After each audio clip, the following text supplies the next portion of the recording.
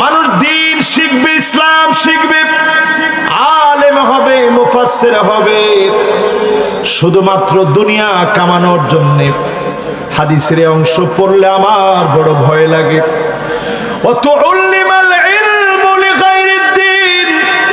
দিন শিখবে, আলেম হবে, শুধুমাত্র দুনিয়ার জন্য। এখন আপনি মিলায় দেখবেন, ফেসবুকে ভাইরাল হওয়ার জন্য হাজার হাজার আলেম এখন ব্যস্ত হয়ে পড়েছে, ঠিক কিনা বলে? একজন দেখছেন গত কয়েকদিন আগে, নাম গিয়াসউদ্দিন আত-তাহেরি।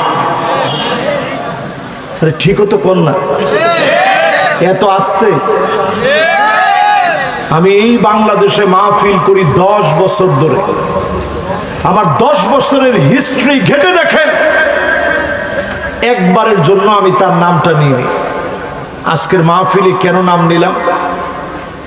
তিনি শেখ আহমদুল্লাহ হাফিজাহুল্লাহ তার বিরুদ্ধে লেগেছেন, 48 ঘন্টার আলটিমেটাম দিয়েছেন।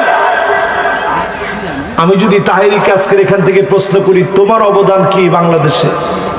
তার অবদান হচ্ছে ঢেলে দেই। তার অবদান হচ্ছে এখন চা খাই না, কফি খাই।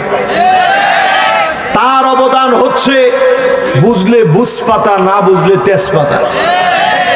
তার অবদান হচ্ছে কেমন দিলাম। তার অবদান হচ্ছে আমি কইলেই ভাইরাল। আরো কিছু শুনবেন? এরকম কিছু জিকির তুমি আমদানি করছো, শয়তান দেখলেও লজ্জা পায় যে এটা জিকির হয় কেমন, ঠিক কিনা বলেন?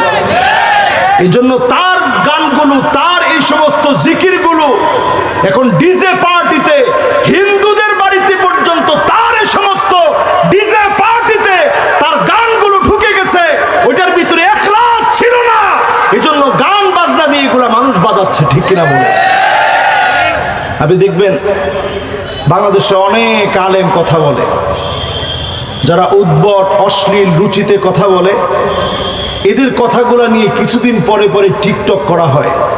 সবচেয়ে বেশি টিকটক করা হয় বাংলাদেশে যেই বক্তার কথা নিয়ে, উনার নাম গিয়াসউদ্দিন তাহেরি।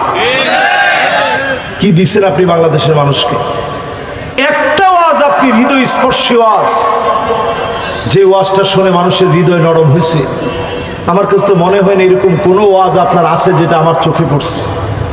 আপনি শেখ আহমদুল্লাহর বিরুদ্ধে কথা বলেন, আমি তার সাথে চলা মানুষ। একসঙ্গে আমরা দুবাই গিয়েছি। হযরত ওমরের সামনে বলা হয়েছে লোকটা খুব ভালো মানুষ। হযরত ওমর বলছে, আতাআমালতা মাহু, তুমি কি তার সঙ্গে লেনদেন করছো? আমি শেখ আহমদুল্লাহ হাফিজাহুল্লাহর সঙ্গে লেনদেন করেছি। আসাফারতা মাহু, তার সঙ্গে কি তুমি সফর করছো? লোকটা বলছে, না, একটাও করিনি।